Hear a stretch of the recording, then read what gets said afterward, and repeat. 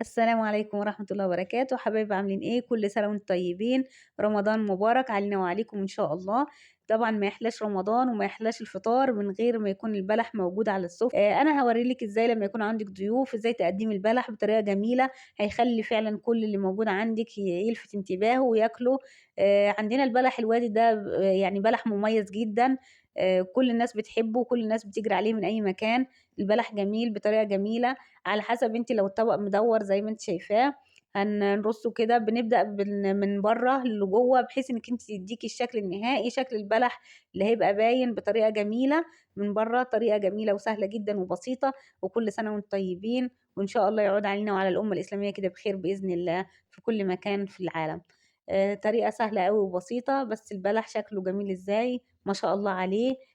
أتمنى إن الطريقة دي تبقى تعجبكم في رص البلح، إنِّك أنتِ إزاي تقدّميه على السفرة بطريقة جميلة.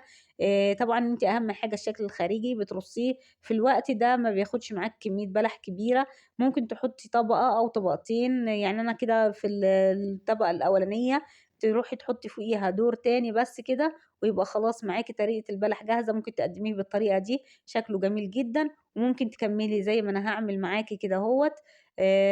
بيخلّي معاكِ شكل السفرة جميل أوي، وبيلفت الانتباه، بيبقى شكله مُغري، بحيث إن هو كل كده بيحب يدوقه أو ياخد منه. البلح لازم حاجة أساسية على الفطار، ما تخلاش أي سفرة من غيره. وكل سنة وأنتم طيبين، وما تنسوش تحطّوا لايك وشير وسبسكرايب ونفعّل الجرس عشان يوصلنا كل جديد.